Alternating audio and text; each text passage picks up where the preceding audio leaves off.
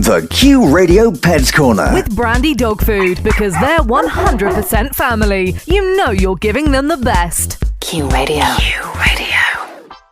Coming up, we get advice on how to integrate pets and children to be happy and safe. And you know that thing that your dog does in front of guests to embarrass you? Oh yeah, the rubbing the bum on the carpet. We find out why they do it and how you can help them. Pets Corner. In the light of the terrible news recently of fatal dog attacks on children, we need to ask, how do we integrate dogs into our family? And joining me is Dr. Sarah Millsop, animal behaviourist. So Sarah, as I say, very tragic news recently. Well, absolutely, yeah, but I think it's always really important to put these attacks into context, because it is awful, it is tragic for the families involved, but these are incredibly rare.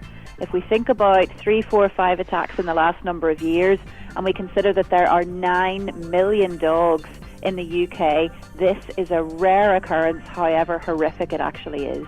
So what do you think is going wrong in these instances? It's really just about people not having the information that they need in order to integrate two very different species into living intimately with each other.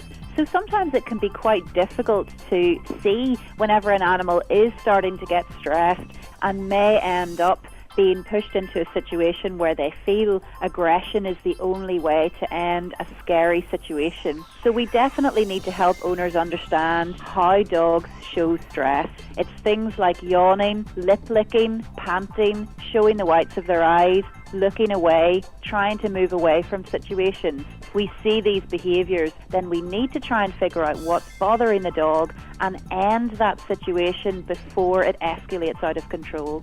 And Sarah, many people have been saying, and I'd like your view on this, that dogs and children should never ever be left unsupervised.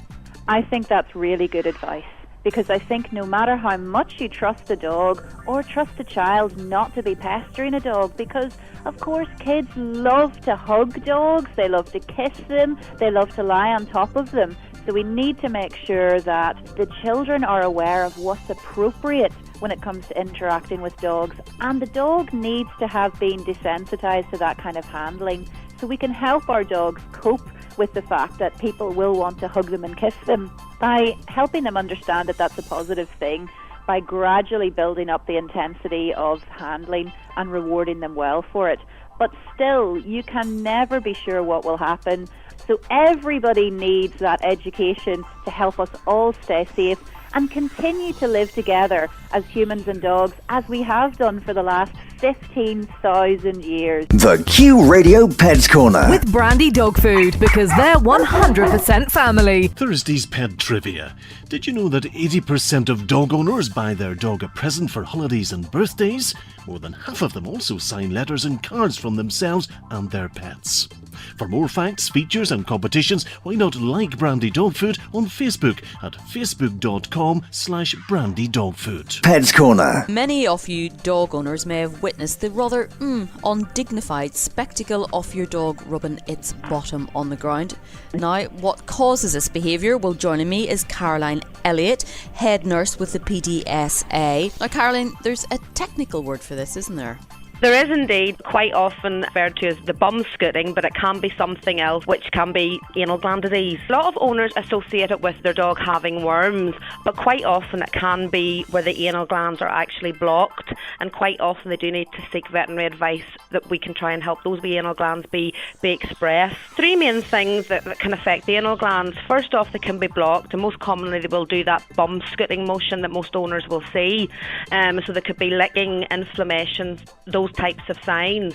Also as well, they can become infected, which obviously there can be some pus or discharge coming from the anal gland area, and that can be quite sore and irritating for the animal. What I would advise to owners, if they start to see these signs, is maybe seek advice from the vet, because it's something we can more or less sort out there and then for the animals. We can usually express the glands there and then, and it's instant comfort for the animal. Now, I know, Caroline, you've got a fantastic PDSA shop in Ballymena, but you're crying out for volunteers at the moment. That's right. Rachel, who is the manager of the shop, is looking to recruit some volunteers to help in the shop, and that could cover anything from being on the shop floor, doing the tills, being up in the stock room, just anything to help. And what they can do is obviously call into the shop and speak to Rachel in the shop, or they can go onto our website, which is www.pdsa.org.uk, and follow the links for volunteering. The Q Radio Pets Corner. With Brandy Dog Food, because they're 100% family.